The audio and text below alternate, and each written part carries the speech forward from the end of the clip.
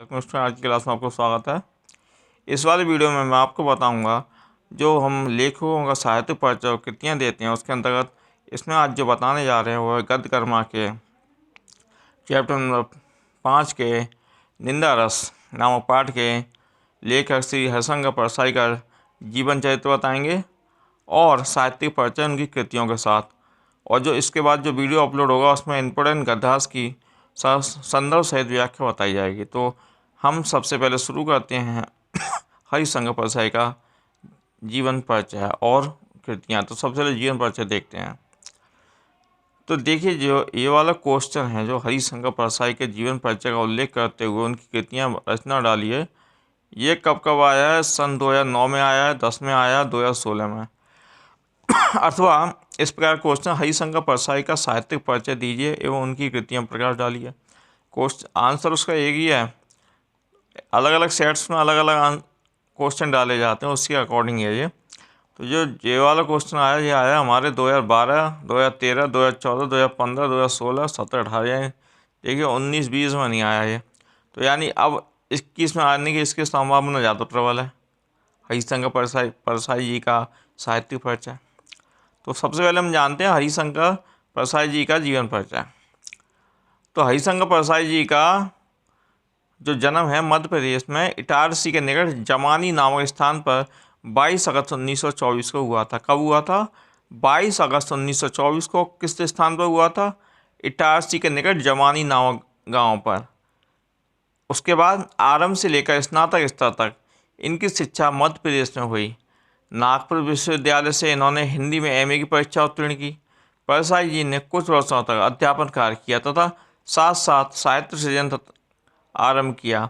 नौकरी को साहित्य सृजन में बांधकर जानकर इनने नौकरी को साहित्य सृजन में बाधक मानकर इन्होंने उसे तिलांजलि दे दी। तिलांजलि का मतलब है नौकरी को छोड़ दिया, अर्थात उससे त्यागपत्र इस्तीफा दे दिया। स्वतंत्रता पूर्वक साहित्य सृजन में जुट गए।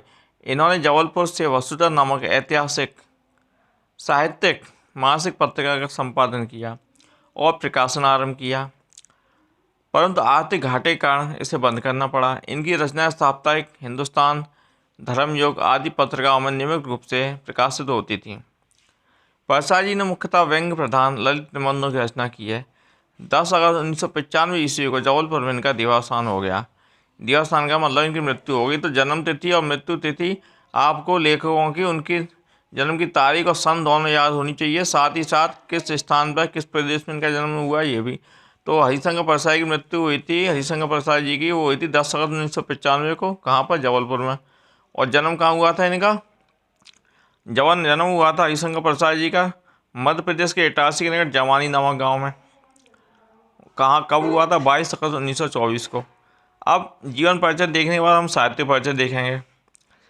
तुरंत मैं वीडियो शुरू कर रहा हूँ इसका साहित्य परिचय का।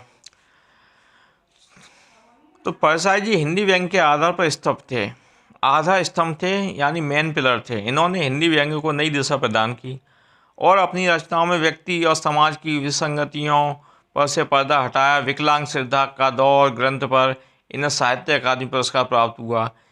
ये याद रखना ये क्वेश्चन को, विकलांग श्रद्धा का दौर पर इन्हें साहित्य अकादमी पुरस्कार प्राप्त हुआ। ये बड़ा पुरस्कार होता है और क्वेश्चन में इस प्रकार के एग्जाम में क्वेश्चन बनते हैं। इसके अतिरिक्त उत्तर प्रदेश हिंदी साहित्य संस्थान का मध्य प्रदेश कला परिषद द्वारा इन्हें सम्मानित किया गया।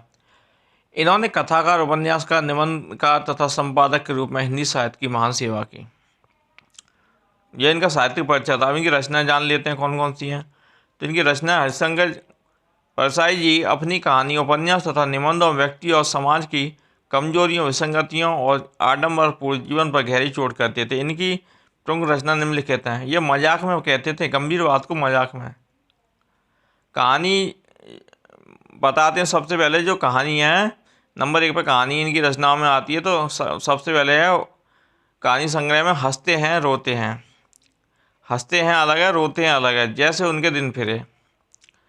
दूसरा उपन्यास में है रानी नागफनी की कहानी। देखिए क्या क्या कहानी है। नागफनी जो कांटा होता है उसमें रानी बना दिया उसे, रानी नागफनी कहानी। फिर तट की खोज, तट यानी कि समुद्र किनारा बोलता है, नदी किनारा। तीसरा निबंध संग्रह। निबंध संग्रह लिखा है इन्होंने तब की बात और थी। अगला है भूत के पांव पीछे। तीसरा है बेईमानी की परत। और चौथा है पगडंडियों का ज़माना। चौथा है सदाचार का तावीज़। और अगला है शिकायत मुझे भी है। और अंत में इनकी समस्त रचना का संग्रह परसाई ग्रंथावली के नाम से प्रकाशित हुआ है। साहित्य में स्थान परसाई जी हिंदी साहित्य के समर्थ व्यंग्यकार थे। इन्होंने हिंदी निबंध साहित्य में हास्य व्यंग प्रधान, हास्य व्यंग का मतलब कॉमेडी प्रधान निबंधों की रचना करके एक विशेष अभाव की पूर्ति की, जो कि व्यंग्य कॉमेडी कम पाई जाती है हिंदी साहित्य में। इनकी शैली का प्राण जो था वो व्यंग और विनोद था। अपनी विशिष्ट शैली से परसाई जी ने हिंदी साहित्य में अपना प्रमुख स्थान बना लिया है। ये था इनका साहित्यिक परिचय, जीवन परिचय। और अगले वीडियो में हम जानेंगे जो गंधास पर आधारित क्वेश्चन का उत्तर। इस वीडियो को लाइक और सब्सक्राइब कर लेना। सब्सक्राइब जरूर कर लेना। कमेंट करना कि किस प्रकार के वीडियो पसंद है और किस सब्जेक्ट पर चाहते हो।